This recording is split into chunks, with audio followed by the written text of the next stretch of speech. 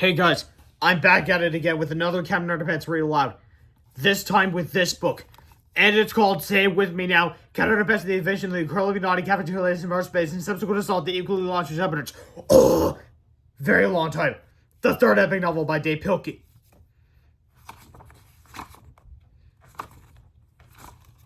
Hello, it's us again. Before you read this book, there's some things you should know. Sir Harold and I have created this informative pamphlet to fill you in on the details. Please don't let this comment fall into the wrong hands. George and Harold present a Deny Everything production, Captain Underpants Wedgie Wars, which is based off of Star Wars, and Episode 1, The Phantom Principle, which is based off of the first episode of Star Wars, The Phantom Menace. So, a long time ago in an elementary school far, far away, there were two cool kids named George and Harold. We ruled, me too. They had an evil principal named Mr. Crump, who was strong in the ways of the Force, blah, blah. He forced him to study, blah, blah, blah. He forced him to clean, blah, blah, blah. And he forced him to behave, ha, ha, ha. So George and Harold hypnotized him. You'll obey our every command. Snap. Okay. You are now Captain Underpants. Okay. It started out as a joke, but it wasn't funny for long. Ha, ha, ha. No, hey, come back. Mr. Crump thought he really was the world's greatest superhero. He got into all kinds of trouble. George and Harold had to save him and the entire planet twice. Now, the only way they can turn Captain Underpants back into Mr. Crump is to pour water over his head. But the worst part is that George and Harold had to keep an eye on Mr. Crump. Blah, blah, blah. Because for some strange reason, whenever he hears somebody snap their fingers, snap, he turns back into you-know-who. So whatever you do, please don't snap your fingers around Mr. Crump. You hurt the man. Please, please, please don't snap those fingers. This has been a public service announcement from George and Harold, who still deny everything. Chapter 1, George and Harold. This is George being inheritance. George is the kid on the left at the time, the flat top. Harold is the one wearing a t-shirt and the bad haircut. Remember that now. If you're looking for a few words to describe George and Harold, you might come up with kind, funny, smart, determined, and deep. Just ask their principal, Mr. Crump. He'll tell you that George and Harold are kind, funny looking, smart Alex who are determined to drive everyone off the deep end. But don't listen to him. George and Harold are actually very clever and good-hearted boys. Their only problem is that they're fourth graders. And at George and Harold's school, fourth graders are expected to sit still and pay attention for 7 hours a day. George and Harold are just not very good at that. The only thing George and Harold are good at is being silly. Unfortunately, George and Harold's silliness gets them into trouble every now and then. Sometimes it gets them into a lot of trouble. And one time it got them into so much trouble it almost caused the entire Earth to be destroyed by an army of giant evil zombie nerds. But before I tell you that story, I have to tell you this story. Chapter 2, The Evil Space Guys. One dark, clear night in Pico, Ohio, a flaming object was seen streaking across the quiet midnight sky. It shone brightly for a second or two, then fizzled out just above Jerome Hort's elementary school. Nobody gave it a second thought.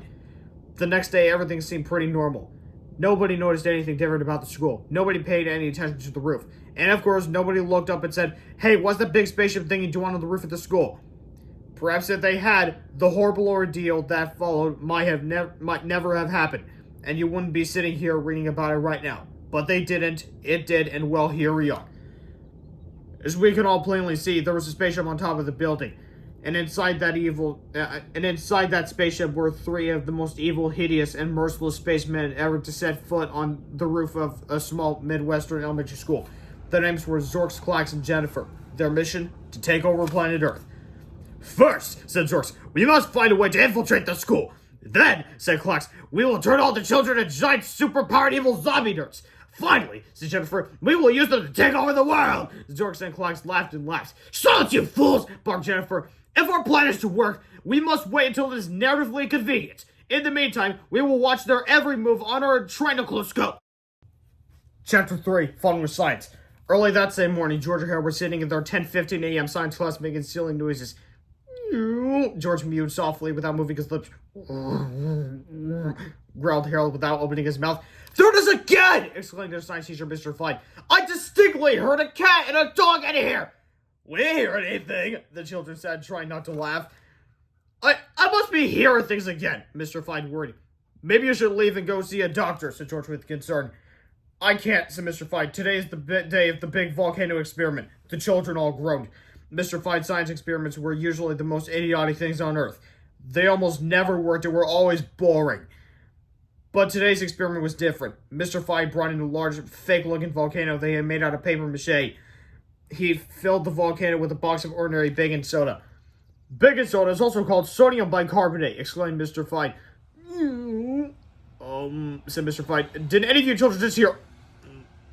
Never mind. Mr. Fine opened up a bottle of clear liquid. Now watch what happens when I pour vinegar into the baking soda, he said. The children watched as the tiny volcano started to rumble. Soon a large glob of foamy goop spurted out the top. The goop poured over the desk and dripped onto the floor, creating a huge mess.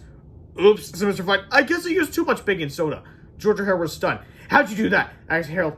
Well, said Mr. Fine, the vinegar acts as a liberating agent, which releases the gaseous carbonate radical element of the sodium bicarbonate. Mr. Fine paused. Excuse me, children. I've got to go and see a doctor. Mr. Fine put on his coat and hurried out the door. George Harold got up and studied the messy volcano experiment with great interest. Are you thinking what I'm thinking? Asked George. I think I'm thinking what you're thinking, said Harold.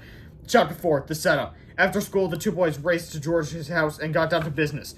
George Harold sat down and began creating a bogus cupcake recipe. We'll just add a box of baking soda and a bottle of vinegar to this recipe, said George, and whoever makes these cupcakes will get a big surprise. Let's add 2 boxes of baking soda and 2 bottles of vinegar to the recipe, said Harold. That way, they'll get an even bigger surprise. Good idea, laughed George. Chapter 5, Mr. Krab's Crispy Cupcakes. The next morning at school, George and Harold strolled into the cafeteria and taped a festive-looking card to the kitchen door. And it says, lunch ladies, which is spelled incorrectly. They claim to be like Mr. Krab, even though their handwriting doesn't match his at all. Anyway, soon the lunch ladies arrived.